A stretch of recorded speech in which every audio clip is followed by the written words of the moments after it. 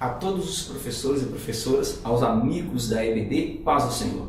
Como é bom estarmos juntos para gravarmos mais uma pré-aula. E hoje nós vamos falar de uma pré-aula muito boa e o tema é muito bom. Essa revista que nós estamos estudando nesse trimestre, ela fala sobre adoração, santidade e serviço. E o subtópico fala sobre os princípios de Deus para a sua igreja em Levítico. Nós estamos estudando o livro de Levítico e como é bom nos aprofundarmos nesse livro. Na lição passada nós explicamos qual o significado de Levítico, o porquê ele foi escrito, qual a importância desse livro e hoje nós vamos continuar o nosso assunto.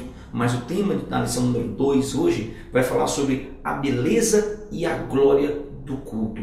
Hoje nós vamos estudar a importância desse livro e principalmente uma maneira de como cultuarmos a Deus e darmos a devida reverência que Ele merece. A todos que nos seguem pelo canal, a todos que compartilham a nossa lição, a todos que deixam like, a todos que têm nos ajudado a desempenhar esse trabalho no Brasil e fora do Brasil, eu quero deixar aqui os meus sinceros agradecimentos e dizer que somente o Senhor é capaz de retribuir tudo que vocês têm feito em nosso favor. Nós somos da EBP, Escola Bíblica de Professores em Foco, aqui da ADTO, Assembleia de Deus, Ministério de Teoflotone, Minas Gerais. Eu quero mandar um grande abraço aos irmãos em Cristo, aqueles que têm nos dado a honra de estar conosco até o momento, que têm se inscrito em nosso canal, se inscreve no nosso canal. É importante você estar seguindo o nosso canal e se inscrever no nosso canal, porque assim que nós postamos a lição, chega de imediato no seu celular ou onde você se inscreveu no seu computador.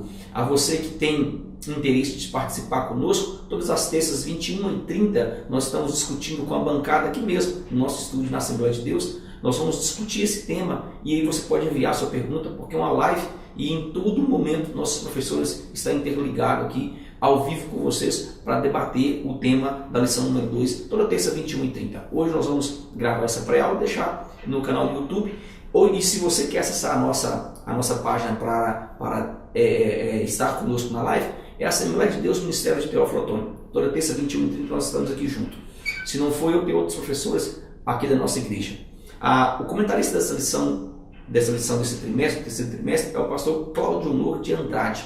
Então é um grande homem de Deus, muito conceituado na Assembleia de Deus e conhece muito sobre teologia, conhece muito sobre Bíblia e tem servido ao Senhor com muita alegria nessa área da EBD. É importante você amar o que você faz. E quando você ama o que você faz, realmente você desempenha com um prazer enorme. A leitura bíblica em classe desse trimestre está em Levítico, mas em específica dessa lição está em Levítico 9, do versículo 15 ao versículo 24. A introdução da nossa lição, ela vai iniciar, nós vamos fazer passo a passo aqui, ela inicia perguntando o que é um culto. Querido, entenda uma coisa, a pergunta da introdução, ela mexe com todo o nosso modo de pensar sobre o que realmente é um culto. O autor chega a dizer que é muito difícil responder o que é o culto. Um culto, ele vai muito além aqui de levantar as mãos, de rodar, de dançar, ou se jogar diante de um público. Um culto vai muito além. Um culto, nessa introdução, deve ser explicado como algo particular que alguém foi a um determinado lugar para oferecer. Você oferece culto a diversos outros deuses. Em diversas outras religiões nós vemos se cultuar deuses. Então isso deve ficar claro, que você vai em determinado lugar, você está em determinado lugar e você oferece um culto particular. E isso é o iniciar de um culto. Então isso nos mostra que um culto não é um lugar de receber. E isso deve ficar específico nessa lição, mas sim de doação por completo a alguém que é digno. Quando você vai cultuar, você cultua alguém que você tem aqui, vai além aqui, sobe. É alguém maior. Isso é um culto. Então você tem que explicar para o seu aluno que você cultua alguém que é digno. Alguém que fez algo nobre, alguém que tem o poder e jamais poderia aqui deixar de lado algo que ele mesmo designou como sagrado diante dele. Nesse caso aqui nós estamos falando do próprio Pai, o nosso Adonai, o Deus Todo-Poderoso. Então ele mesmo designou como sagrado diante dele um culto. É por isso que as outras religiões têm culto, mas o início de um culto parte daqueles que adoram ao Senhor. uma espécie aqui, o culto é uma espécie de senha de como agradar ao Senhor, de como se apresentar diante da sua santidade. Isso aqui é começar a entender o que é um culto, quem realmente é digno de um culto. Será que o seu aluno está prestando culto é digno de um culto? Já fez algo em favor dele? Foi liberto por completo? Pagou aqui um alto preço na cruz do Calvário, o preço do sangue? Isso é começar a entender o que é um culto. As instruções aqui deixadas pelo próprio Deus, por Adonai, elas são específicas de como tudo deveria acontecer no livro de Levítico, de como tudo deveria ocorrer, como os sacerdotes os levitas deveriam agir, e o que aconteceria após tudo ser feito como designado por ele. Como tudo iria ocorrer, como tudo deveria ocorrer e o que aconteceria após. É essa entrada que você vai falar sobre o que é um culto.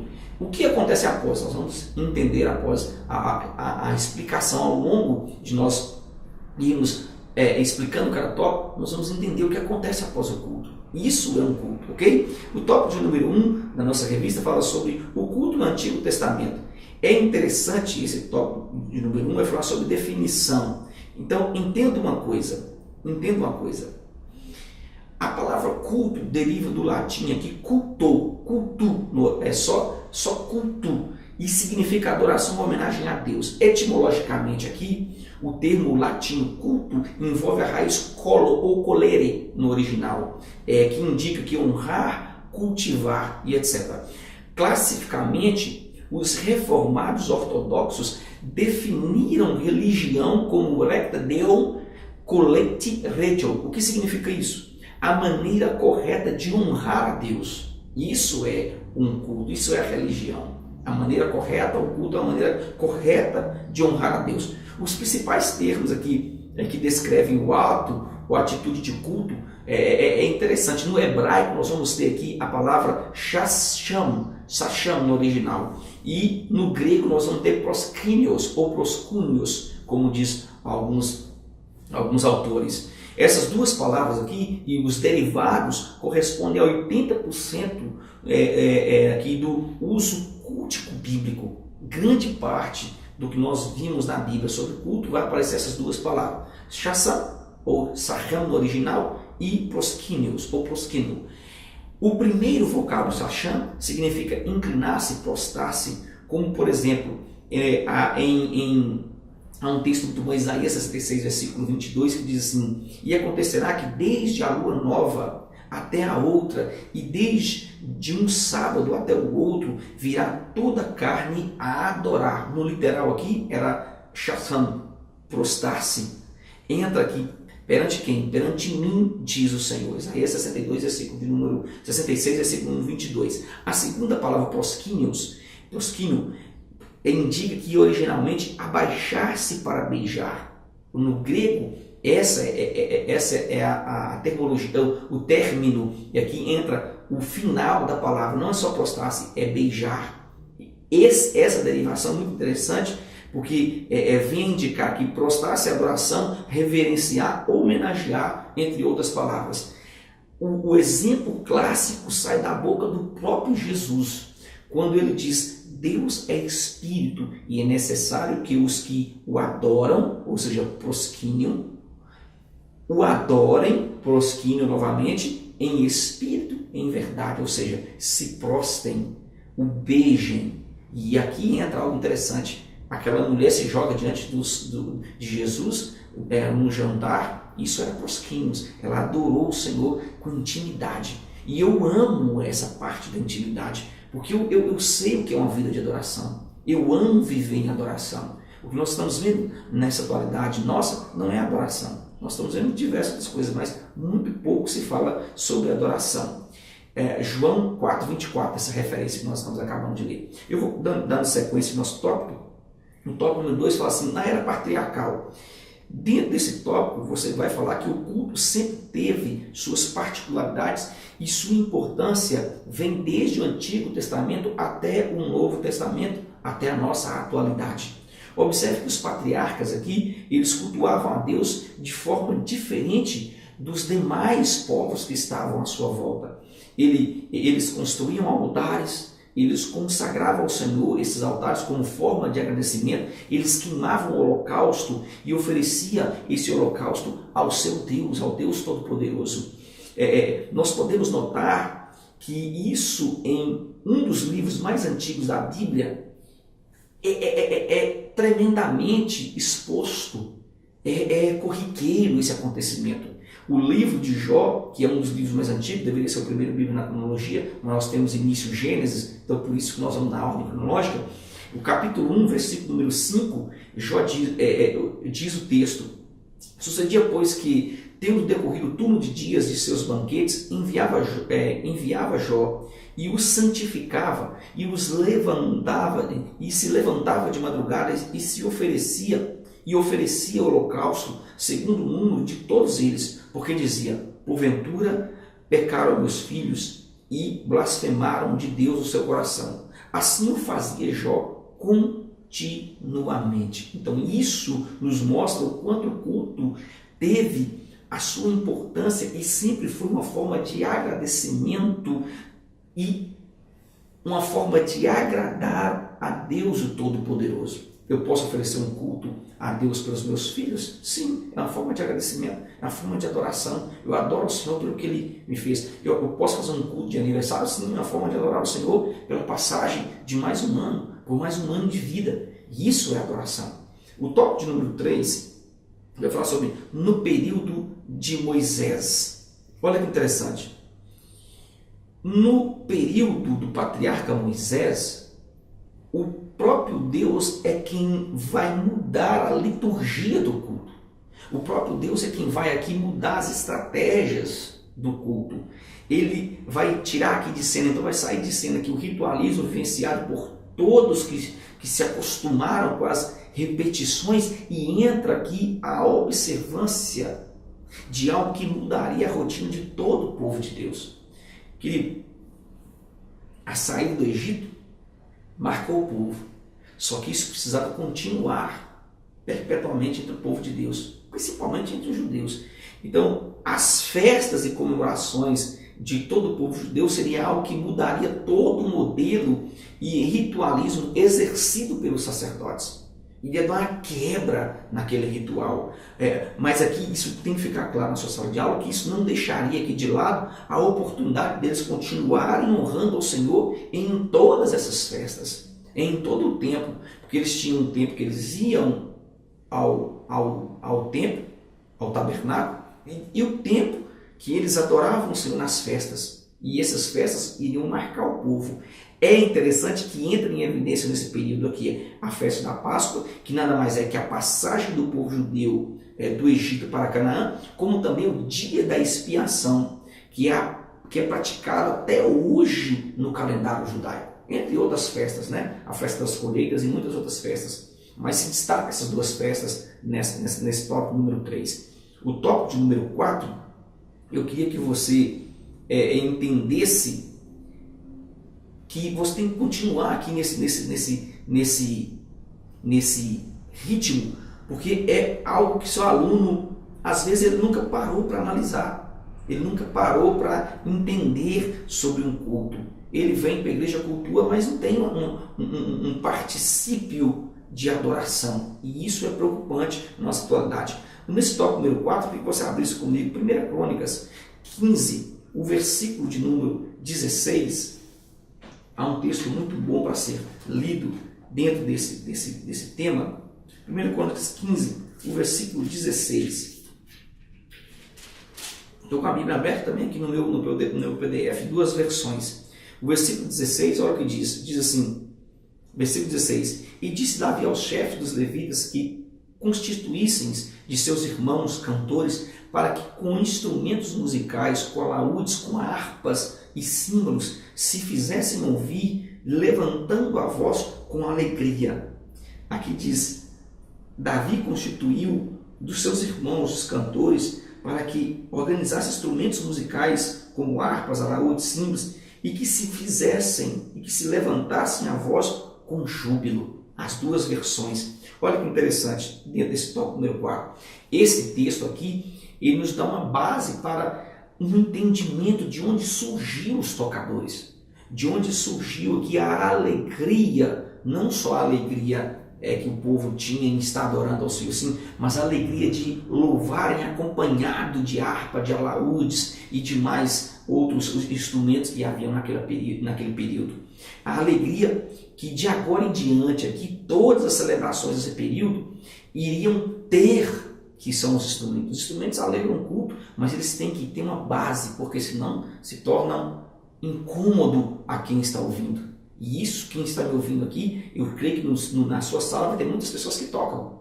E é o momento de você dar uma checlada neles, querido. Porque tem pessoas que não têm aqui um senso do ridículo do que é um acompanhamento de um culto, do que é um acompanhamento de uma voz. Quem se destaca é a voz. O instrumento é apenas o que nós chamamos de cama, cozinha, fica atrás, não fica na frente. Não é para o estrelismo. E nem tampouco quem está no microfone. O microfone está à frente, quem está atrás do microfone não é importante, quem está atrás de quem está cantando também não é importante, mas quem envolve todo o culto é que é importante, que é o Senhor, e Ele deve ser adorado. O resto sai de cena, ok? Você deve explicar isso. Então, esse texto é a base para nós entendermos de onde iniciou os tocadores e a alegria que de agora em diante iria envolver as celebrações nesse período. A começar aqui pela conquista da Arca da Aliança, que havia sido levada e há muito tempo tinha sido esquecido na casa de Abinadab.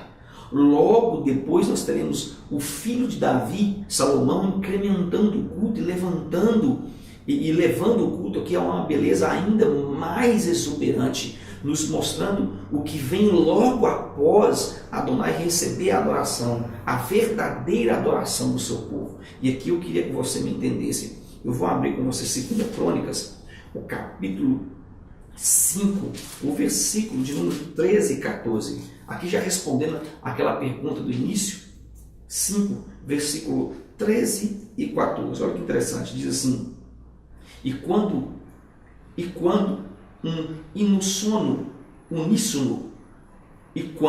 uníssono a um tempo tocaram as trombetas e cantaram para se fazerem ouvir, para louvar ao Senhor e renderem graça, e quando levantaram eles a voz com trombetas, símbolos e outros instrumentos músicos para louvar ao Senhor, porque Ele é bom, porque a sua misericórdia dura para sempre, então sucedeu que a casa do Senhor se encheu de uma nuvem, de maneira que os sacerdotes não podiam estar ali para ministrar por causa da nuvem, porque a glória do Senhor encheu a casa de Deus. Eu estou me arrepiando todo aqui só de ler isso, imaginar essa cena. Então a adoração deve acontecer, querido, da maneira que as pessoas não consigam ficar inertes a ela. O que nós estamos vendo hoje são shows, e shows não toca o coração de Deus. Show não atrai a presença do Senhor. Pelo contrário, show afasta. Deus tem humano. Vamos pular, vamos sair do chão. Agora, quando a presença do Senhor enche a glória do Senhor, enche a casa, as pessoas se derramam em lágrimas. As pessoas entendem, veem verdadeiramente que há adoração, que há santidade. O tópico de número 5, nós vamos falar sobre após o cativeiro babilônico. Querido, o cativeiro roubou do povo aqui não somente a parte de cultuar, como também os deixou adormecidos diante dos problemas vivenciados em terra estranha. Olha quanto importante essa lição.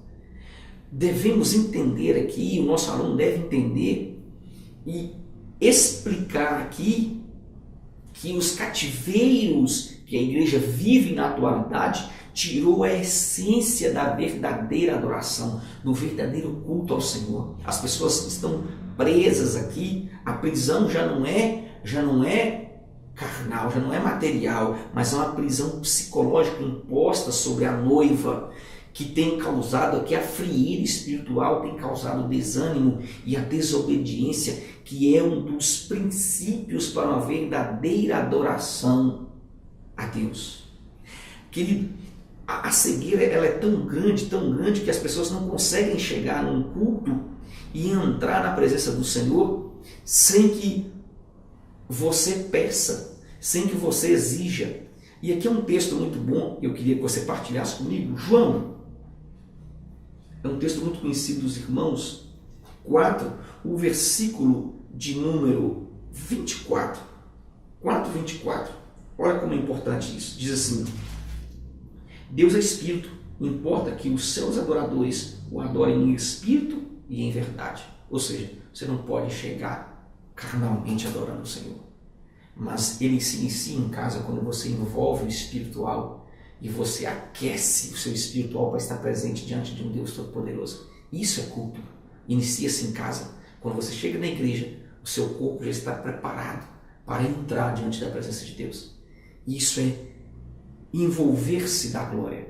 Ok? É o tópico número 2. Nós vamos falar assim, sobre elementos do culto levítico. A beleza de um culto não está no início.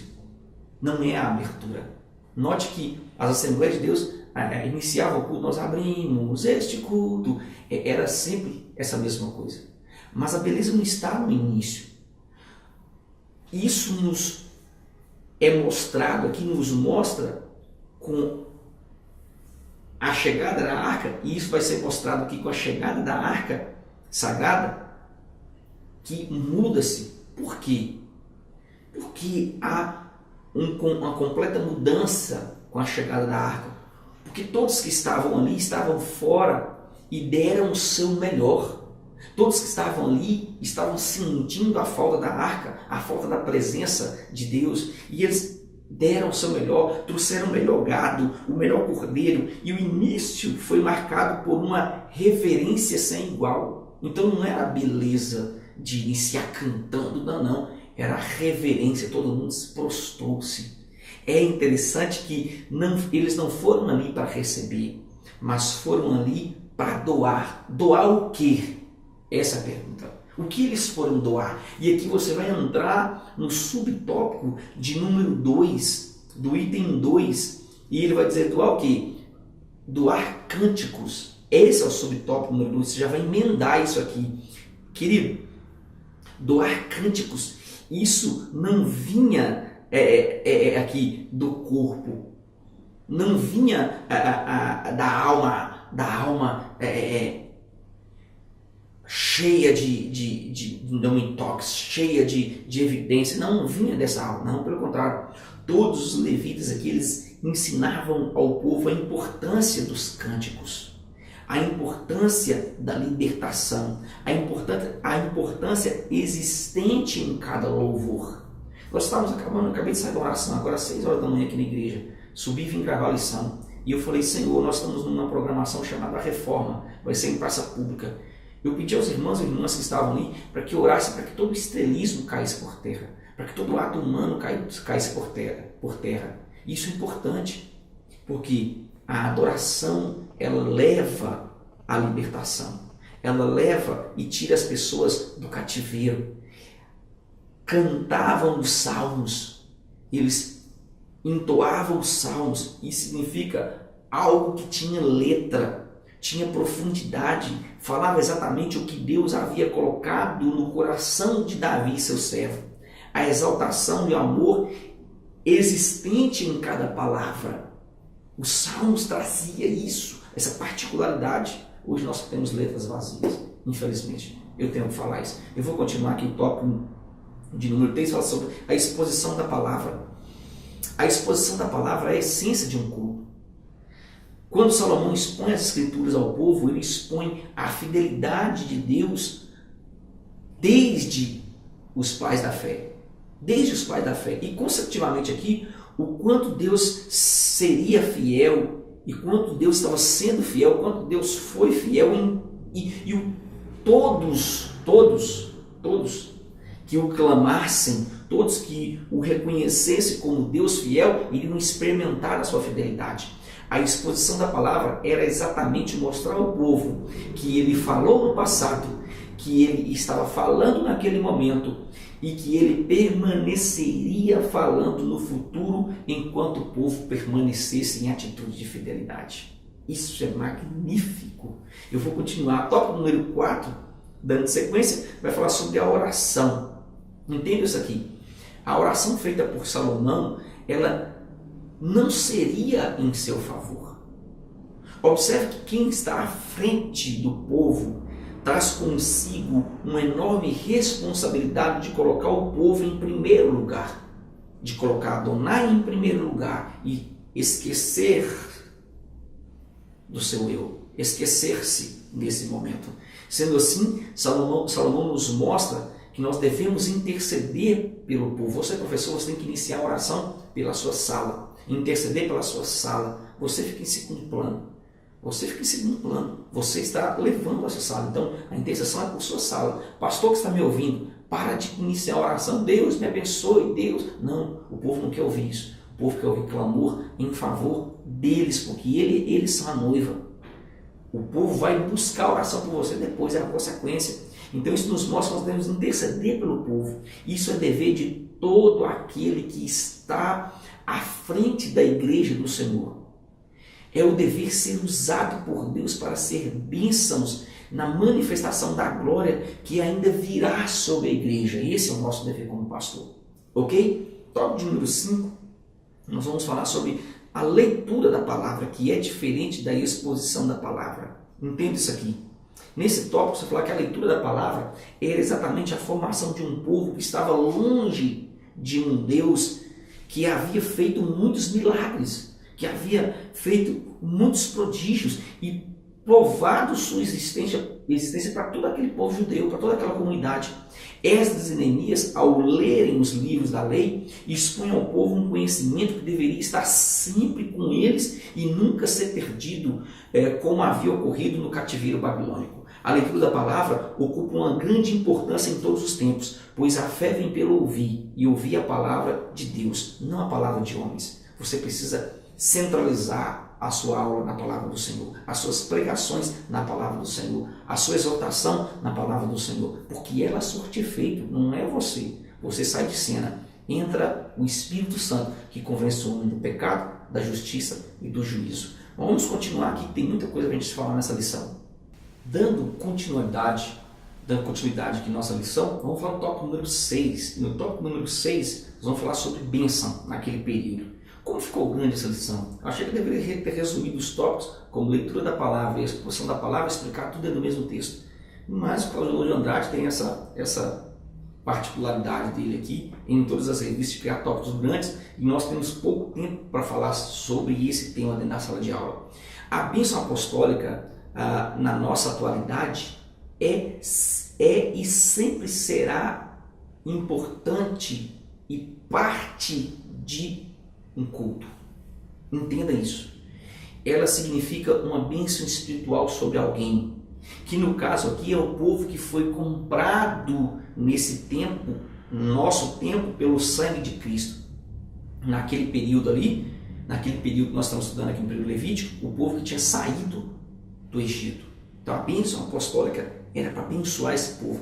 A atualidade tem tentado nos tirar isso da igreja, tentar nos tirar esse significado maravilhoso que é a bênção apostólica. Querido, quantos irmãos não se importam mais com a bênção apostólica e perde a cereja do bolo quando se fala em bênçãos no reino espiritual?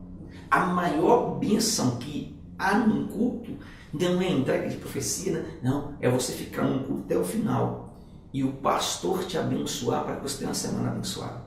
Ele libera sobre você uma semana de bênção. A bênção apostólica é ele resumindo o culto, o entendimento de um culto, te abençoando para que Satanás não te roube lá fora. E tem pessoas que ouvem a palavra aqui, lá fora ela perde. Saiu na porta da igreja e acabou.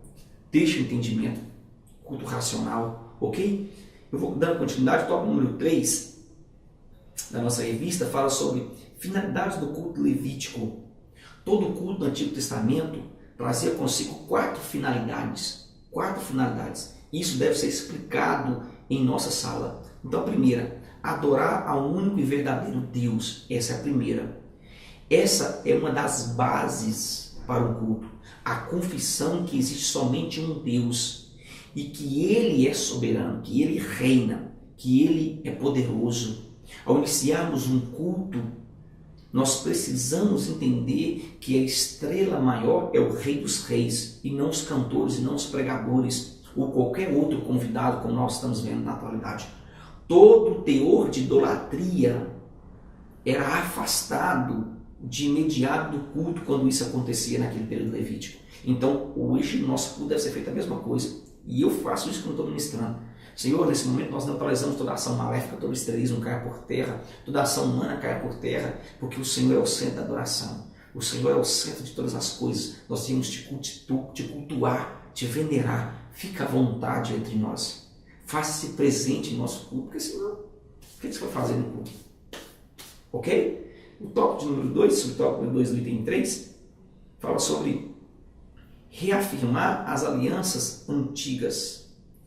A afirmação das alianças feitas no passado com os pais da fé, como Abraão, Isaac, Jacó e Davi, mostrava ao povo, aqui eu já falei sobre isso, e a todas as gerações, que Deus tinha um homem por cabeça em todos os períodos.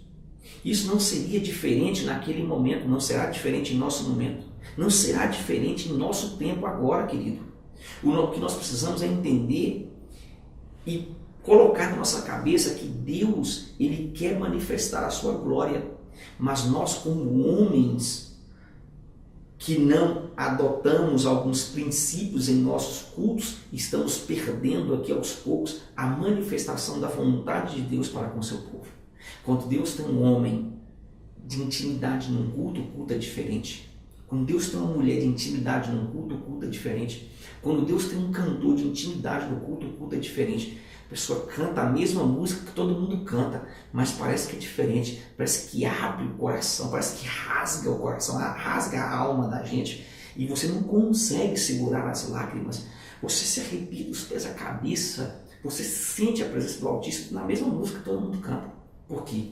Intimidade com o Senhor. É isso que nós devemos buscar, é isso que eu quero transmitir para você nessa aula. O tópico número 3 vai falar sobre professar o credo divino. Olha que interessante.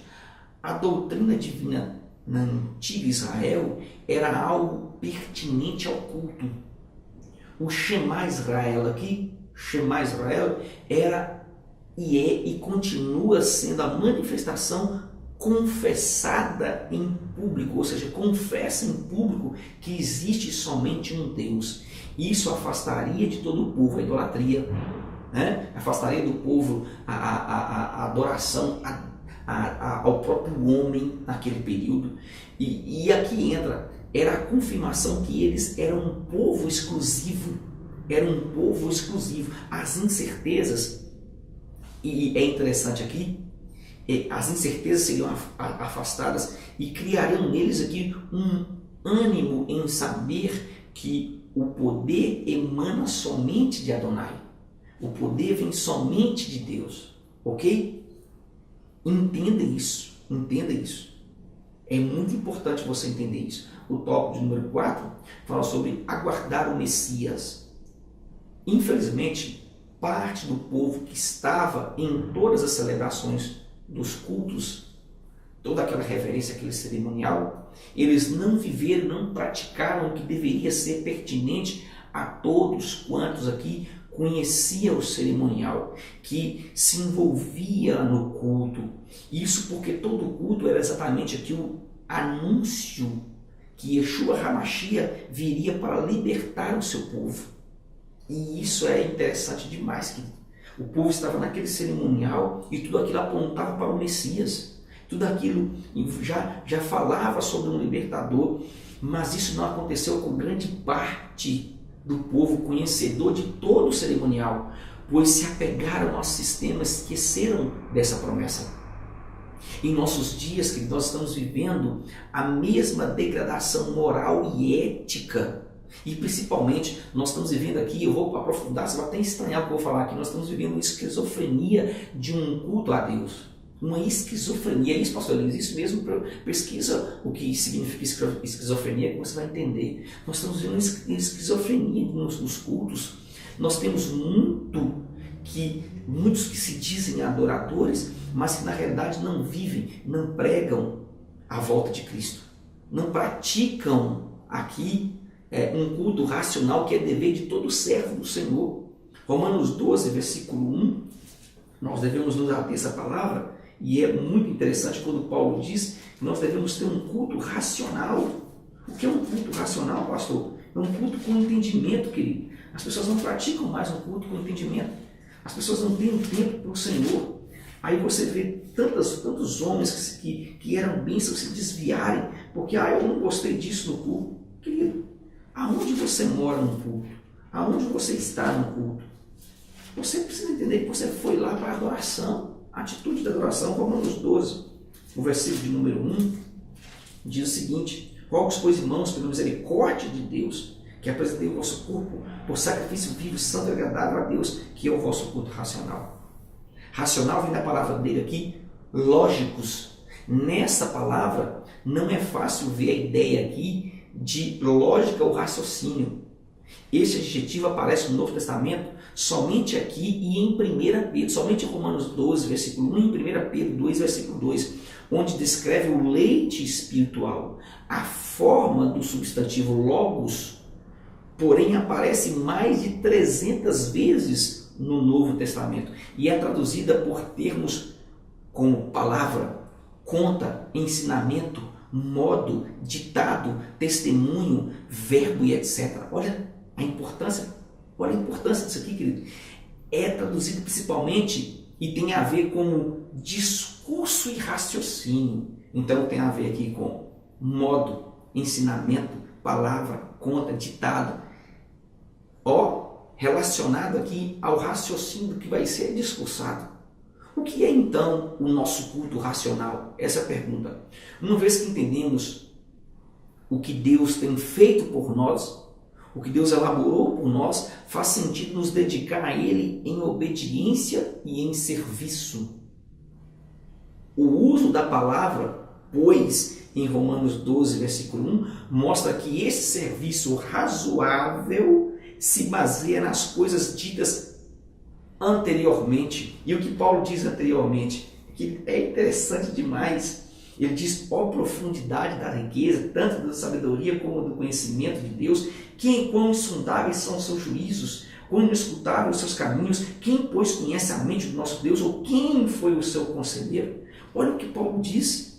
Paulo acabou de falar aqui sobre a profundidade da riqueza de Deus, que nos criou e nos deu aqui a salvação de graça. Romanos 11, versículo 33 e 36. Por isso, nós devemos nos dedicar ao Senhor. Nós devemos entender que quem foi que criou primeiro Ele, ou quem foi a quem o restituiu, porque dele e por Ele e para Ele são todas as coisas. A Ele, pois, a glória eternamente. Amém. Eu amo essa palavra. Então, Ele é o lógicos. Ele é o raciocínio do nosso culto. Sem Ele, nós não temos culto. Nós temos reunião. E reunião, nós só temos balela. Essa é a realidade. Não se reúne para se falar coisas boas, só para chamar atenção. Mas quando nós estamos na presença do Senhor, a reunião é diferente. Onde tiver 2 ou 3 reunidos em meu nome, ali eu estarei presente. Tem muitas igrejas que não têm a presença de Deus, porque não está tendo raciocínio. Virou-se boate, virou o que nós chamamos aqui de animação, show gospel e diversas outras coisas que nunca foi um culto. Eu espero você na próxima pré-aula e sei que essa aula vai servir muito para o nosso tempo. E Shalom e que Deus te abençoe.